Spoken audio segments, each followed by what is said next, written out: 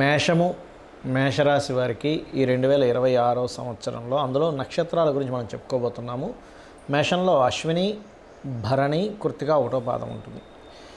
వీరికి అంటే అశ్విని నక్షత్రం వారి యొక్క లక్షణాలతో పాటు ఏ జాగ్రత్తలు తీసుకోవాలి, అలా ఒక్కొక్కటిగా చూసుకుంటూ ఏ పరిహార మార్గం చేసుకోవాలి 2026 సంవత్సరంలో అనేటువంటి విషయాలు చెప్తుంది నేనైనప్పటికీ కూడా చెప్పిస్తుంది సాక్షాత్ లలిత అమ్మవారిగా భావిస్తూ. ఫస్ట్ ఆఫ్ ఆల్ ఏంటంటే అశ్విని నక్షత్రం అంటేనే స్పీడ్ ఎక్కువ ఉంటుంది, ఫాస్ట్.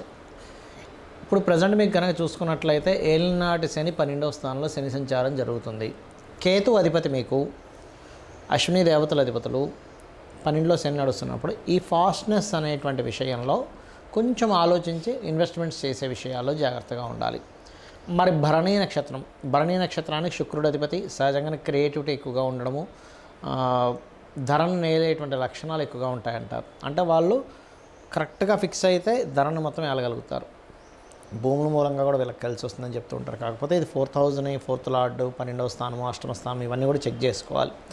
అయితే ఈ భరణీ నక్షత్రం వారికి మీరు ఎంత అమ్మవారి యొక్క ఆరాధన, అశ్విని వాళ్ళేమో ఎంత మీరు గణపతి ఆరాధన చేస్తూ ఉంటే అంత 2026 సంవత్సరంలో బాగుంటుంది. భరణి వాళ్ళు అమ్మవారి ఆరాధన చేస్తే బాగుంటుంది. ఇక కృత్తికా నక్షత్రం వారికి మాట పడడం అనేటువంటిది ఇష్టం ఉండదు.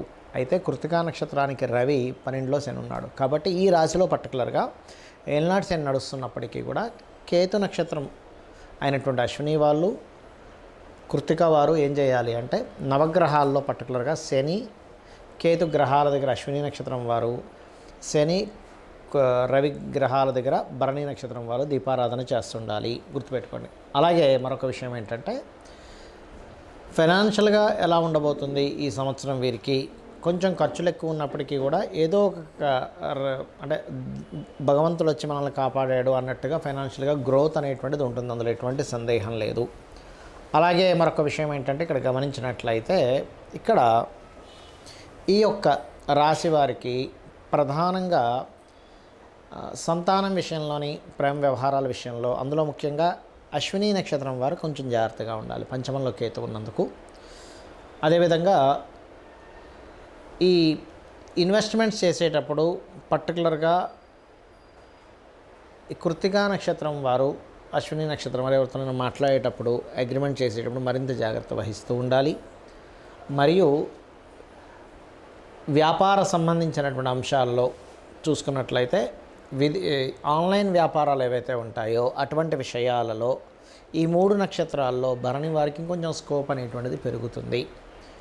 ఇక సూర్య నమస్కారాలు, గణపతి యొక్క ఆరాధన ఎక్కువగా చేస్తూ ఉండండి. ఉద్యోగరీత్యా ముగ్గురికి కూడా ఉన్న ప్రదేశం కాకుండా ఇతర ప్రదేశాలకు వెళ్ళి ప్రయత్నం చేసినట్లయితే అన్ని విధాలా మీకు బాగుంటుంది. చాలామందికి జాతకం అనేటువంటిది తెలియదు. మరి అలాంటప్పుడు ఏది మంచి ఏది చెడు, ఎలాంటి నిర్ణయాలు తీసుకోవాలి ఈ 2026 సంవత్సరంలో. అసలు 2026 సంవత్సరంలో మేము హ్యాపీగా ఉండాలి, కానీ మాకు జాతకం తెలియదు.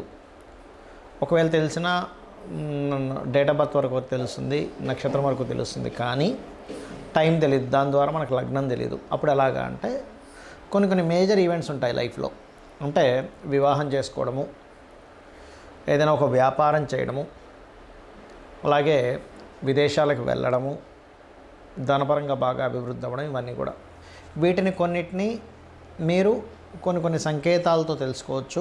మరికొన్ని ఏంటంటే కొన్ని దేవతా సంబంధించిన ఉపాసన చేయడం ద్వారా మీరు అభివృద్ధి చేసుకోవచ్చు. వాటిని ఎలాగా అనేటువంటి విషయం ఇప్పుడు నేను మీకు చెప్తాను. ఫస్ట్ ఆఫ్ ఆల్ ఏంటంటే మీరు చూడండి, లైఫ్లో ప్రతి ఒక్కరికి కావాల్సింది ఏంటి? ధనం మూలం ఇదం జగత్. శాస్త్రం కూడా మనల్ని ధర్మబద్ధంగా ధనాన్ని సంపాదించమనే చెప్పింది చెప్పాలంటే.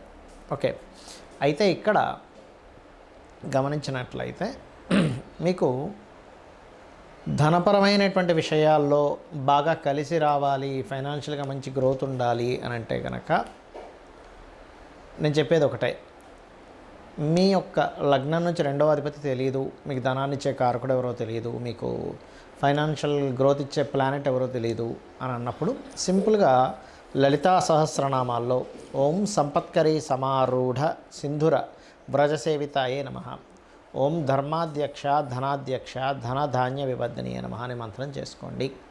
ఇక రెండవ విషయం ఏమిటి అని చెప్పి చూసుకున్నట్లయితే చాలామందికి ఏమంటే నాకు ఏ నెంబర్ బాగా కలిసి వస్తుంది, ఏ రోజు బాగా లక్కీగా ఉంటుందని అడుగుతూ ఉంటారు. ఒకటే గుర్తుపెట్టుకోండి. మీకు 7 వారాల్లో ఏ వారం బాగుందో చూసుకోండి.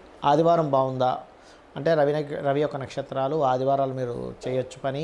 1వ నెంబరు లేదా 10వ నెంబరు ఇట్లా అంటే కూడితే 1 వచ్చే దాంట్లో మీరు చేసుకోవచ్చు. అలాగే సోమవారాలు బాగుందండి, ప్రతిసారి నాకు సోమవారం బాగా కలిసి వస్తుందండి అన్నప్పుడు ఫుడ్ రిలేటెడ్ సంబంధించిన ఏదైనా బిజినెస్లు చేయడం కానీ, వస్త్రానికి సంబంధించి ట్రాన్స్పోర్ట్ రిలేటెడ్ సంబంధించినవి చేయొచ్చు అని అర్థం అనమాట. అలాగే 2వ నెంబర్ బాగా కలిసి వస్తుందని. మరి కొంతమందికి వాళ్ళ జన్మజాతకం తెలియదు కానీ వాళ్ళకి మంగళవారాలు బాగా కలిసి వస్తూ ఉంటుంది. ఏం కొన్నా నేను మంగళవారం కొంటానండి, మంగళవారం బాగా కలిసి వస్తుంది అంటారు. అలాంటప్పుడు సుబ్రహ్మణ్యేశ్వర స్వామి ఆరాధన చేయడము, మరియు మిషనరీసు, పవర్ రిలేటెడ్ ఇలాంటివి ఏవైనా సరే మీరు ప్రారంభించడం చేయొచ్చు. బుధవారం కనుక మీరు చేయాలి అని అనుకుంటే గమనించుకున్నట్లయితే అంటే బుధవారాలు మీకు బాగా కలిసి వస్తున్నాయి.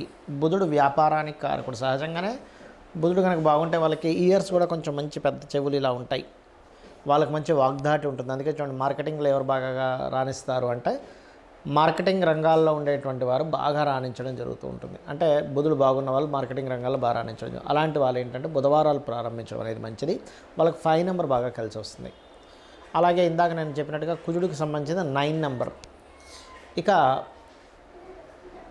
శుక్రవారం లేదా గురువారం తీసుకుందాం. గురువారం అయితే గురువుకి సంబంధించినటువంటి వారాల్లో మీకు బాగా కలిసి వస్తుంది. అంటే టీచింగ్ లైన్స్లో బాగా కలిసి వస్తుంది మీకు.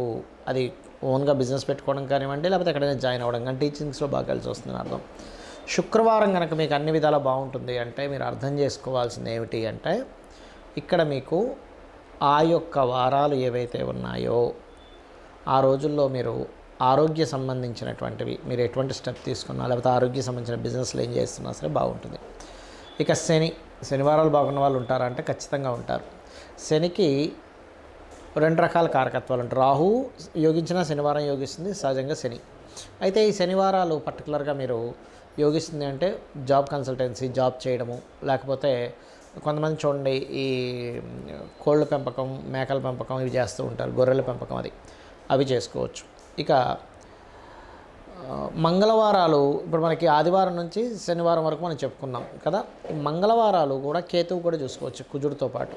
కాబట్టి మంగళవారాలు కలిసి వస్తుందన్నా సరే మీరు సాఫ్ట్వేర్ రిలేటెడ్, శనివారము మంగళవారం 2 సాఫ్ట్వేర్ రిలేటెడ్ వాటిలోకి వెళ్ళొచ్చు.